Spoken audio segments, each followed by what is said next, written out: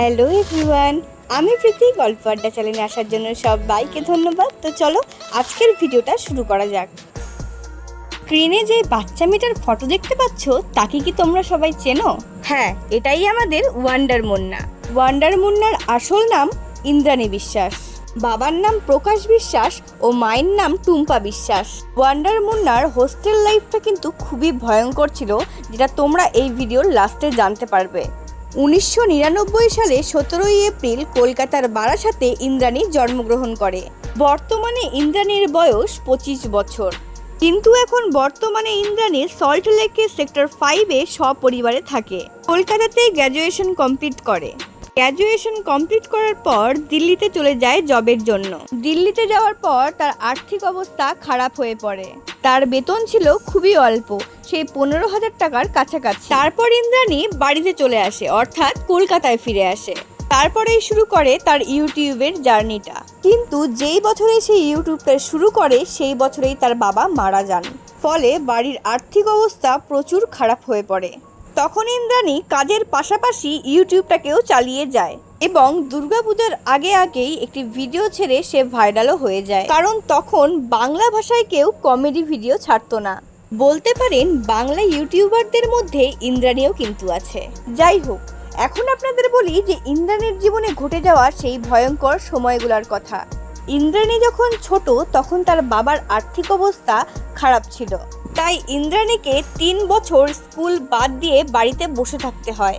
ইন্দ্রাণী যখন বাড়িতে একা বসে থাকতো তখন সে নিজের মধ্যেই নিজের সাথে কথা বলতো। বলতে পারেন নিজের মধ্যেই সে নানান রকম ভূমিকা পালন করত। যেমন কখনো মা হতো তো কখনো বাবা হতো। 3 বছর পর ইন্দ্রাণীকে আবারও স্কুলে ভর্তি করা হয়। ইন্দ্রাণীর ফ্যামিলিতে একটা অদ্ভুত নিয়ম ছিল, তাদের পরিবারের বাচ্চাদেরকে হোস্টেলেই পড়াশোনা করানো হতো। সেই অনুযায়ী ইন্দ্রাণীও হোস্টেলে পড়াশোনার জন্য চলে যায়। ইন্দ্রাণী প্রথম বছরেই হোস্টেলে গিয়ে হোস্টেলের মধ্যে ফার্স্ট হয়ে যায়। সেই ব্যাপারটাই মেনে নিতে পারেনি ইন্দ্রাণীর বয়সী কয়েকটা মেয়ে। তারপরে শুরু হয়ে যায় ইন্দ্রাণীর সাথে র্যাগিং করা। ইন্দ্রাণীর হোস্টেলেরই কিছু মেয়ে ইন্দ্রাণীর সামনে ইন্দ্রাণীর বেডটাকে অগোছালো করে দিত, কিন্তু ইন্দ্রাণী তখন কিছুই বলতে পারতো না। কিন্তু অনেকটা সময় অত্যাচার সহ্য করার পর ইন্দ্রাণী এটার প্রতিবাদ করে এবং তার মাকে সে ফোনে সব ঘটনা জানায়। ইন্দ্রাণী প্রতিবাদ করার পর হোস্টেলের যেই সব মেয়েদের সাথে র্যাগিং করা হতো তারাও প্রতিবাদ তোলে। তারপরে ইন্দ্রাণীর জীবনটা স্বাভাবিক হতে শুরু করে। ইন্দ্রাণী একটা ভিডিওতে জানায় যে এই ব্যাপারটা হওয়ার পর সে প্রত্যেকটা ব্যাপারেই প্রতিবাদ করা শুরু করে। যদি তার সাথে কোনো অন্যায় হয় সেই অন্যায় সে আর প্রশ্রয় দেয় না। কিন্তু বর্তমানে তার নাম ও খ্যাতির অভাব নেই।